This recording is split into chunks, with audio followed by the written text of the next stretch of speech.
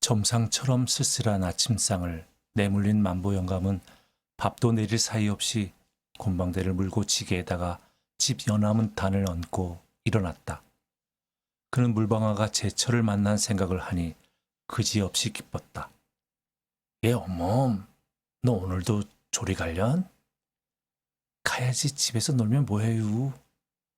뭘, 고단하면 집에 있으려무나. 난 오늘 못 가겠다. 왜? 어디 일 가셔요? 웬걸, 인전 방학군도 차차 올 때가 아니냐. 영감은 큰 수나 나는 것처럼 호기 있게 이렇게 대답하고는 밖으로 나갔다. 담배가 전매로 되자 시주에서는 웬만한 집이면 담배 건조실 한 칸쯤은 갖고 있었다. 킨참봉은 이 동리에서도 뽐내는 부자인지라 건조실도 제일 많았다. 시주는 조선에서 황색연초 경작으로 으뜸이었다. 김참봉은 시주에서도 넷째가 된다. 6평짜리가 7채, 4평짜리가 5채나 있다. 1년에 2번씩 오는 담배철이 되면 100여 호나 되는 동리가 건조실에 모인다. 연암은 살부터 70 노인까지 머리를 싸매고 덤비어서 그것도 차츰차츰 품값이 떨어졌다. 아이들은 대개 겹새끼 눈을 벌리고 담배 생협을 깨어 10줄에 3전5리씩 받는다. 재치 있게 깨는 아이라야 한 50줄 깨고 대개는 30줄 내외였다. 그런 다음에는 건조관에 달고서 화력으로 건조를 시킨다. 건조가 끝나면 상초, 중엽, 말엽, 막초 이렇게 4가지로 추려서 구김살을 펴서 차곡차곡 매를 진다. 이것을 조리라고 하여 부인네들이 맡아 한다. 만보 영감의 며느리도 이 담배를 해서 하루에 18전씩 버는 것이었다. 만보 영감은 젊은 것이 그 독한 담배 속에서 온종일 먼지를 마셔가며 일을 하는 며느리가 그지없이 가여웠다. 그 노릇을 그만두라는데도 억측으로 달려가는 며느리를 볼 때 만보 영감은 내 자식 내 며느리도 양반의 집 자식들만 못지않다 고 생각하였다. 영감은 내일쯤 방아싹 뜨는 것으로는 쌀밥에 청어말이나 사고해서 며느리를 먹게 하리라 하였다. 그런 것을 생각하니 마음까지 가뜩해진 것 같았다. 여름 내 내버려 두었던 방앗간은 볼 나위 없었다. 초가을에 지붕에는 군새도 질러두고 바람 가림만은 해두었지만 요전날 비에 언덕이 또 무너지고 날씨가 선선해지니까 거지들이 울타리를 뜯어다 깔고도 자고 불을 지피기도 해서 도깨비 처간 집 같았다. 영감은 삽을 얻어다 흙도 쳐내고 방아 확도 말끔히 닦아냈다. 봇도랑도 여러 군데 무너져서 때를 떠다 그것도 막고 구레 쪽으로 새어 빠진 물줄기도 모두 봇도랑으로 몰아넣었다. 물레세기가 모두 뒤틀렸다. 암세기는 그나마도 못쓰게 되어서 자기를 얻어다 그것을 깎으려니까 방아 고치십니다 그려? 하고 등 뒤에서 소리가 난다. 자넨가? 제철이 돌아왔으니 좀 손질을 해두어야지. 홍수는 볕단을 쥐고 섰었다. 그게 니겐가? 참봉대 겁니다. 이제 타적을 보려나? 좀 나눠놓고 셋다 가게나 그려. 홍수는 볕짐을 버티어 놓고 적삼을 벗어서 제 지게 뿔에다 걸더니 댁에서도 그대 것이 있던가요? 있지. 아는 꼴 서마지기가 그게 아닌가. 하지만 서마지기에도 토지가 2섬 7마리라 되니 모르지. 토지나 될는지 원. 실상 이렇게 말은 하면서도 영감은 속으론 양석은 났을 거니까 한 서너 섬 떨어지거니 하고 마음속으로는 흡족해했다. 저도 그런걸요 뭘. 신단이 두마지기는 도지하고 나니까 배 네 말 떨어지던데요. 올해는 더군다나 마당 쓰레기까지 팍팍 긁어가니 그 젊은 사람이 너무도 야박하네 그려. 젊은 사람이란 김참봉의 둘째 아들 상순이었다. 전문학교에 2~5달 다니다가 학비 들여서 전문학교를 다니는 것보다 그동안에 단 몇 푼이라도 돈 버는 것이 장사라고 면서기를 6년째 다니어서 지금은 회계원으로 있는 터였다. 사람 빡빡하지요. 그런데다가 글줄이나 배웠다고 어찌나 심수가 빠른지. 사람이야 똑똑하지만 너무 대항대항하니 뱃속에 양반만 잔뜩 들어서 반지 빠르긴 한. 이런 이야기를 하다가 홍수는 지게다리에 팔을 넣으며 노인네가 애는 쓰시지만 그놈의 발동기 때문에 어디 셈이 돼야지요. 누가 아니라나. 부용리는 벌써 쌀로만 7섬을 떴다던데요. 7섬? 하고 영감은 핏대까지 올렸다. 부용이란 이 동리 구장이다. 저런 죽을 놈은. 그래, 거미 궁둥이처럼 생긴 그놈의 연모가 우리 방아가 3년 번 돈을 한 파수에 벌었네 그래. 홍수가 보이지 않도록 영감은 번이 앉아서 발동기와 물방아를 대조해 보았다. 전에는 가을철만 찌어도 4-5섬 얻어먹었다. 그러던 것이 발동기가 생긴 후로는 차차 물방아를 찾아오는 사람이 줄어가서 지금은 단 한 섬도 마음 놓고 삭을 찧어보지 못했다. 발동기라는 소리를 듣기만 해도 영감의 주먹은 부르르 떨렸다.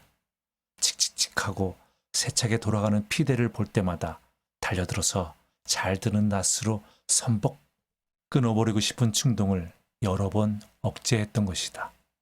그러나 그 다음 순간 영감은 말을 돌렸다. 뭐 그까짓 거 있으면 대수냐? 그래도 물방아 찾아올 사람은 찾아오지. 호되게 빠르기만 했다 뿐이지. 싸래기야 야식 나야지. 그러나 사실은 만보 영감의 기대와는 아주 어그러졌다. 이튿날 점심때가 훨씬 기울 때까지 목수 윤서방을 술 받아 주고도 50전이나 주어가며 공이세기를 해맞춘다 확도를 바로 안 친다 했건만 아무도 그에게 별을 지고 오는 이가 없었다. 그날 밤 만보 영감은 며느리를 보고 예 어멈 너 돈 있니? 하고 가만히 물었다. 돈은 뭐 하셔유? 아 글쎄 돈 한 열량 있었으면 좋겠구나. 없지만 일한 걸 찾으면 한 열량 될까 모르지요. 옳지 그럼 됐구나 하고 영감은 더없이 만족해하는 눈치다.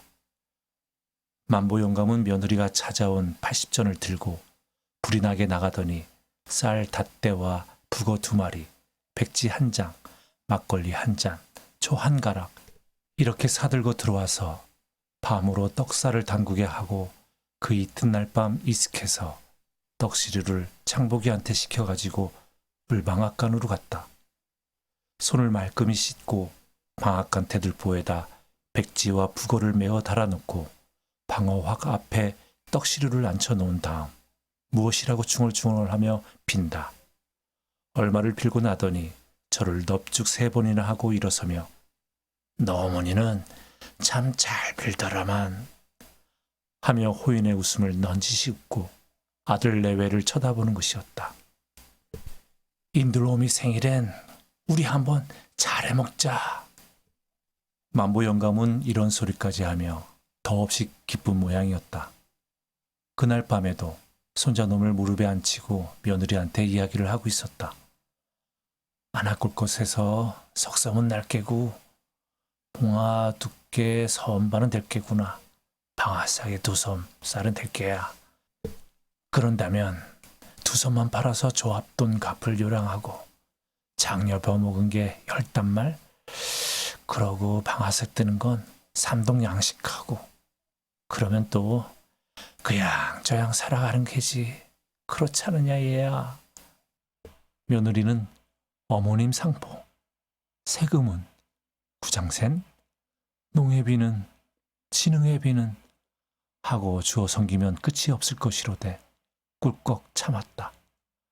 물론 만보 영감만 한데도 그만한 것을 모를 리는 만무하였다. 지난 30년간 그는 누구보다도 충실한 납세자였다. 그는 일찍이 호세 대신에 단거리 1개뿐인 가마솥까지 떼어다 바친 일까지 있는 가장 선량한 사람이었다. 부자들의 몇 천원, 몇만 원 하는 고사를 받아먹기에 길든 말하는 바 씨는 만보 영감의 가족에게는 대금일지 모르나 끼케야 80전인 고사에 신의 마음이 도라앉으리는 만무하였다.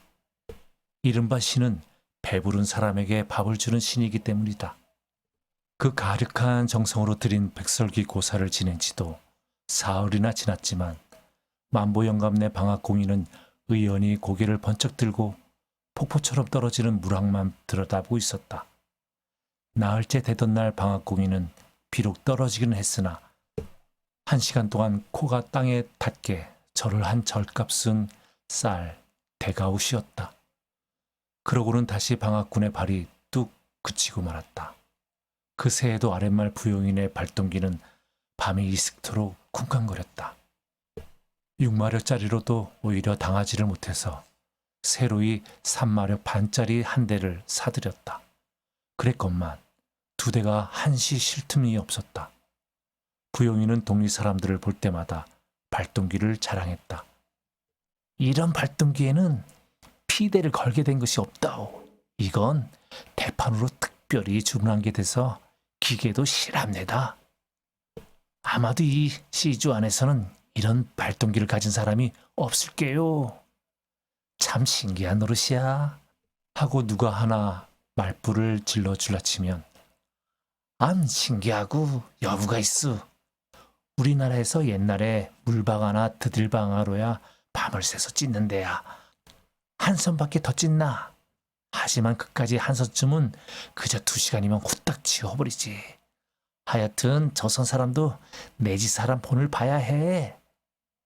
방학군을 기다리다 못한 만보영감은 저녁도 뜨는 둥 마는 둥 하고 김찬복네 사랑으로 갔다.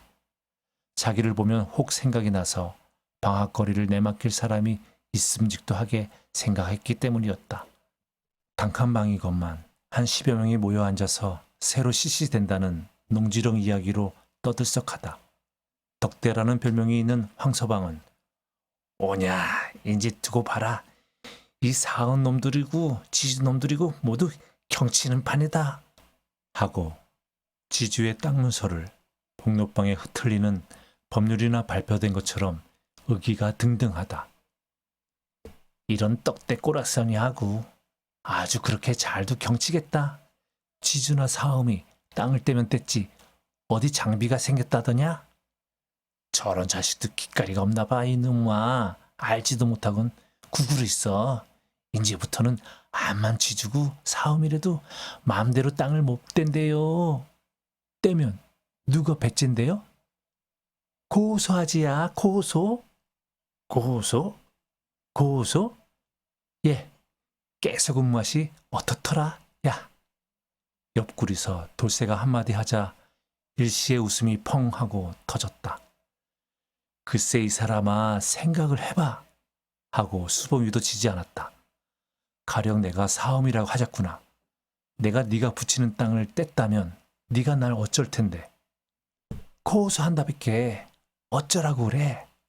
아냐 하고 돌쇠가 또 가르쳐서 그럴 땐 주제소에다 고소장을 내지 말고 사음소에다 씨암탉장을 내는 법이야. 멍텅구라. 또 한 번 방아는 우스판이 되었다. 만보 영감도 하는 수 없이 따라 웃고 말았다. 웃음기가 거치자 만보 영감은 또다시 이 사람 저 사람의 얼굴을 보살폈다. 방아를 찌음직한 사람도 서넛 있기는 했으나 그들은 만보 영감한테는 조금도 관심을 하지 않았다. 영감은 담배만 한 구석에서 빽빽 빨고 앉아 있었다. 누구든지 방아 이야기 좀 꺼냈으면 하고 은근히 바라건만 난데없는 밀적이 더 만나니 녹두적이 더 만나니 하고 토론이 일더니 한동안 그것으로 용태기와 순칠이 사이에 악다구니가 시작되었다. 그래, 녹두족보다 밀적이 더 맛있다는 거 저게 입이야? 똥구멍이지. 그래, 신장로를 맞고 물어봐라. 타박타박한 그까지 녹두적이 맛이 있다냐? 쫀득쫀득한 밀적이 더 맛있다냐? 응? 가서 물어봐. 멀거니 앉아서 이 꼴을 보고 있던 돌쇠는 싱긋 혼자 웃더니 에이 이 실업의 아들놈들아, 그러지 말고 지금들 가서 용택인 녹두적을 사오고 순칠인 밀적을 사오너라. 내 둘 다 먹어보고서 말해줄 거니. 저 녀석은 푸쓱푸쓱 우는 소리만 해. 덕만이가 말했다. 녹두족 싸움은 좀처럼 끝이 나지 않았다. 실없이 시작된 이야기가 나중에는 말다툼이 되고 말다툼이 다시 욕지거리로 변하더니 빈정빈정하는 수칠이가 이 자식아 그래 밀적이 맛이지 녹두족이 맛있다는 자식이 어딨어? 네 입은 우리 집 개만도 못해 하고 삿대질을 한 것이 시초가 되어 성미 팔팔한 영택이는 보기 좋게 순칠의 뺨을 붙였다. 이 망할 자식아 사람의 입을 갖다 댄 게 개 입에다 대? 요런 놈은 단단히 버릇을 가르쳐놔야 돼. 이 자식 봐라 사람 친다. 이리하여 용택이와 순칠이는 드자비를 놨다. 웃고 구경하던 사람들도 일어나서 뜯어 말렸다. 싸움이 끝나자 달술이 나는 처녀가 김선달네 집 머슴과 울타리 밑에서 속삭이다가 들켰다는 등 아무개 안에는 노름꾼 김선달과 눈이 맞았다는 등 계집 이야기가 나오더니 우연히 누구의 입에서인지 부용인의 기계방아 이야기가 튀어나왔다. 기계방아 소리의 영감은 그것이 자기 것이기나 되는 듯이 가슴이 뛰었다. 방아 이야기를 끄집어낸 것이 수봉이라는 것을 알게 되자 영감은 막걸리라도 한 잔 사주고 싶을 만큼 고마운 생각이 들었다. 만보 영감은 가슴을 두근거리며 다음 이야기를 기다렸다. 그러나 그렇게나 기다린 보람도 없이 나오는 말마다 만보 영감에게는 불리한 말뿐이었다. 그거 참 좋아하더라 하고 최민훈의 일꾼이 입을 떼자 장도령이 참 좋아하더라. 석유 한 초록만 부면 그저 덜그럭덜그럭 금시에 벼 한 섬을 뿌옇게 찌어내던구나 하고 받는다. 아마 물방아가 한 섬 찔 동안에 10섬을 찔걸. 찍고 말고 능증하지.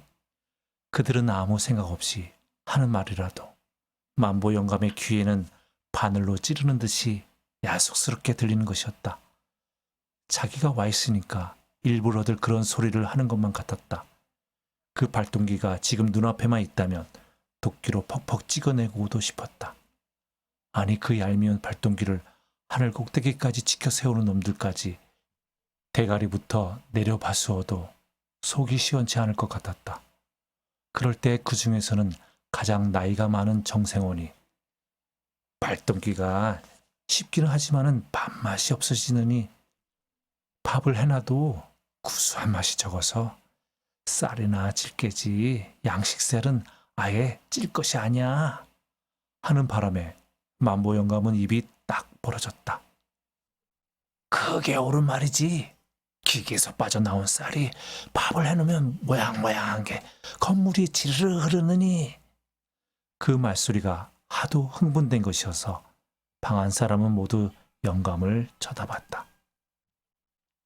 한 목에 몇십 석씩 찢는 게 아니면 물방아가 낫지 하고 정생원이 다시 한마디 보태자 만보 영감은 신이 나서 그렇지 옳은 말이고 말고 하고 맞장구를 치는 것이었다. 용한 장터의 타작 소리도 끝난 지 오래지만 만보 영감 내 물방아는 여전히 공이가 들보에 매달려 있었다.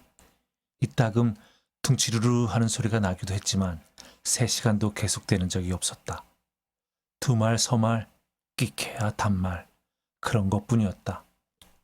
그렇건만 부용내 발동기 소리는 닭이 울도록 찌울 때가 뻔했다. 만보 영감은 보뚝에 나와서서 멍하니 발동기 쪽을 바라보고 섰다. 내 식구의 목숨을 메고 있는 물방아는 빗물만 철철 흐르고만 부잣집 발동기는 콩콩 찢고 있다.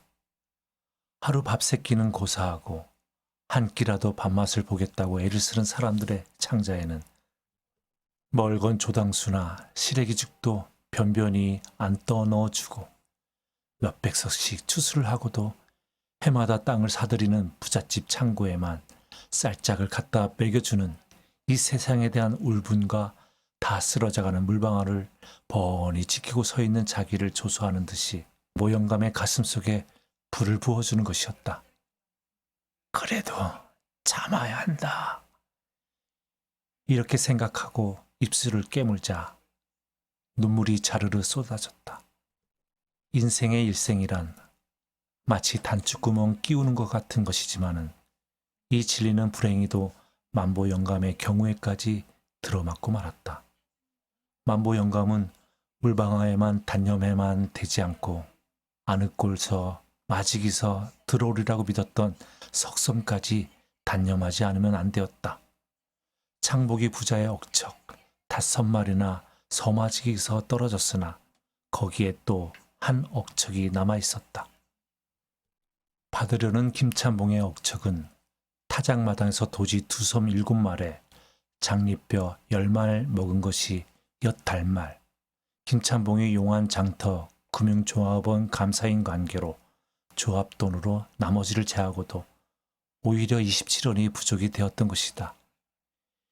이리하여 만보 영감이 벼르고 벼른 며느리의 생일날 청어 꽁댕이 하나 구워보지 못하고 그나마도 저녁에는 멀건 죽국물을 마시지 않으면 안 되었던 것이었다. 죽으로 배를 못 채운 그네들의 봉당에도 달빛만은 명랑하였다. 창복이와 며느리는 그날도 죽상을 놓고 티적거리다가 제각기 어디론지 나가버리고 울다 지친 인돌이란 놈만이 영감의 무릎에서 색색 잠이 들었다. 밤도 으스히 깊은 모양이다. 멀리서 순경꾼의 패주 소리가 서릿바람을 타고 들려올 뿐이다. 세상은 점점 야위어가는 것 같았다. 농사를 지을 줄 모를 때는 그래도 쌀밥이 입에 들어갔더니 줄모를 심고 암모니아도 주어 몇 곱절 농사를 지어도 1년을 쌀밥 한 그릇 차지되지 않는다. 그 전에는 세목에나 돌던 순경도 초가을부터 패주 소리가 들리고 영감의 가슴 속에는 갑자기 회오리 바람이 불기 시작했다. 그러나 영감은 참을 줄을 알았다. 인도리를 아랫목에 눕히고 우두커니 앉았으려니까 더없이 눈물겨웠다. 반백년을 하루 한시 쉬지 못하고 일을 했건만 쌀 한 대밖에 항아리 없단 말이냐. 영감은 기진하여 찬 줄도 모르고 벽에 기대어 눈을 딱 감았다. 영감, 고생 좀 작작하고 날 따라오시오. 하던 할멈의 말소리가 금시의 귀에 쟁쟁하다. 바로 귓바퀴에서 귀뚜라미가 째르르 한다. 지금의 만보 영감은 완전히 어둠한테 정복을 당하고 말았다. 모든 것이 어둠이었다. 눈에 보이는 것도 어둠, 가슴 속에서 느끼어지는 것도 어둠, 눈앞에 박두한 죽음이 자아주는 싸늘한 갑촉을 주는 어둠, 가슴을 내려덮는 것도 어둠. 그는 완전히 어둠 속에 사로잡히고 말았다. 만보 영감은 바짝바짝 다가오는 어둠을 그것이라고 느꼈다. 야금야금 가까워오는 어둠, 차츰차츰 진해가는 어둠. 그 어둠 속에서 할멈의 목소리가 들려온다. 영감, 내 말이 매랍디까? 어서 날 따라오슈. 할멈의 말이 옳은가 보다. 영감은 가만히 생각해 본다. 이 세상에 인생이라고 다 태어난 그날부터 인간의 일생의 전부인 반백년을 나는 일을 했다. 그리고 일해준 값으로 나는 굶어왔다. 헐벗어왔다. 이만하면 나의 일생도 끝날 때가 온 것이다. 더 살아야 1년 아니면 이태. 철난 때부터 50년이나 굶어온 내가 이제 남은 1년 동안도 또 굶어야 하느냐? 아니다. 일어났다가 다시 굽히어 정신 모르고 자는 인돌의 얼굴에 눈물을 두어 방울 떨어뜨리고 고사리처럼 야무지게 쥐어진 손을 어루만지다가 할멈 말이 맞구나 하고 일어났다. 인돌아, 널랑은 부디 할아비나 아비 같은 평생을 보내지 말아라. 왕골 자리에 눈물 떨어지는 소리가 뚝뚝 날 뿐 그 순간 벌레 소리조차 그친 어둠. 그대로의 순간이었다. 만보 영감은 문 밖으로 나가다 말고 2번, 3번 돌아다 보았다. 마당까지 내려섰다가 다시 들어와 인돌의 뺨을 어루만지다가 다시 나왔다. 그는 마치 뛰어나오듯 했던 것이나 동작은 그의 마음과는 정반대의 작용을 했다. 쌀이 삽작에 와서 또 한동안 서서 눈물을 씻다가 쌀이 삽작을 번쩍 들어 지그시 지치고 물방앗간으로 올라갔다. 그 사이에도 눈물이 가리어 영감은 두어 번이나 길가 논바닥으로 기어 들어가지 않으면 안 되었다. 눈이 부실 만큼 쨍쨍한 달밤이건만은 만보 영감에 가는 길은 어둠의 길, 그것이었다. 방앗간에도 달빛은 있었다. 영감이 공이를 메어 달았던 줄을 잡아 낚고자 꽝 하고 멋모르는 공이는 확을 내려찍고 펄쩍 뛴다. 영감은 공이 맸던 동아줄을 당기어 자기의 목을 걸고 지그시 당기어 본다. 이것만 잡아다닌다면 모든 것은 끝나는 것이다. 어둠은 점점 진해간다. 그러나 순간순간이 생에 대한 애착이 어둠을 헤치고 내닫는다. 너무나 희미한 빛을 띤 생의 애착이. 그런 찰나마다 세상 놈들에게 포악이나 실컷 하고 싶다는 격정이 부르르 가슴속에서 끓어오른다. 치르르 치르르. 봇도락물은 설산하듯 깨름직하다. 그러나 어둠은 가까워온다. 만보 영감은 눈을 감고 자식과 며느리한테나 복이 있으라 빌었다. 빌다 울다 빌다 하였다. 그러고는 동아줄에 다시 목을 걸고 움쩍 한번 당기었다. 아니, 당기려는 그 순간이었다. 만보 영감의 귀는 갑자기 쫑긋해졌다. 그 귀는 확실히 무슨 소리를 들었던 것이다. 무슨 소리를? 그것은 듣기만 하여도 이가 갈리는 발동기에 쿵덕쿵덕 하는 소리였다. 그는 줄을 잡은 채 귀를 기울였다. 그렇다. 그것은 틀림없는 발동기 소리다. 그것이 발동기라는 것을 인식한 그 순간 그의 머리에는 번개 같은 생각이 떠올랐다. 그러자 그의 손은 주머니로 달린다. 내모진 갑을 꽉 움켜쥔 만보 영감은 전신에 격렬한 전율을 느끼었다. 그 전율, 그것은 기쁨과 공포가 뒤범벅이 된 복잡한 격동에서 오는 전류였다. 그 전율과 함께 만보 영감의 얼굴에는 인간이 상상할 수 있는 한도의 가장 짧은 순간의 쾌감에서 오는 미소와 공포에서 오는 격동이 나타났다 사라졌다 하였다. 이 두 가지의 감정은 얼마 후 두 대의 발동기가 놓여진 기계의 방앗간에 바다의 혓바닥 같은 불길을 하늘 높이 지켜들었을 때도 의연히 만보 영감의 얼굴에 나타났다 사라졌다 하건만은 누구 하나 그것을 발견한 사람은 없다. 이 때 아닌 불길에 놀라 허리 골춤을 쥐어쥐고 모여든 군중 속에서 갑자기 깨어진 징소리 같은 웃음소리가 와르르 터져 나왔던 것이다. 군중의 눈은 그쪽처럼 사태처럼 몰리었다. 그것은 말할 것도 없이 만보 영감이었다.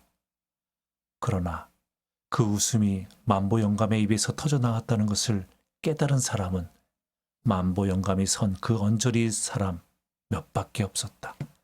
그만큼 이 기상천외의 웃음을 터뜨린 영감의 입은 그 다음 순간 딱 봉해졌던 것이었다. 포플러처럼 쭉쭉 뻗은 불길에 비친 영감의 얼굴은 비장, 그것이었다. 펄펄 날리는 불길을 자기의 눈꺼풀 속에 들이삼키기는 한 듯이 영감의 눈은 그 불길을 응시하고 있는 것이었다. 무슨 마을이 나올 듯 영감의 입 언저리는 옴직옴직하기를 다시 한 30초, 아니 그것은 더 긴 시간이었을지도 모르는 것이었지만은 그런 다음에 하하하 하는 후렴없는 웃음소리가 다시금 그의 입에서 터져 나왔다. 그러나 그 다음 순간 그의 얼굴은 다시 전으로 돌아갔다. 영감! 하고 누구인지 관중 속에서 그의 팔을 붙들려고 할 그 순간 영감은 번개같이 몸을 솟구어 하하하 하고 또 한 번 웃고 날 잡아가거라 날 잡아가거라 부르짖으며 불맞은 노루처럼 날뛰는 것이었다. 이 만보 영감의 얼굴을 살피려는 듯이 불길은 한층 더 높이 기어오르고 있었다.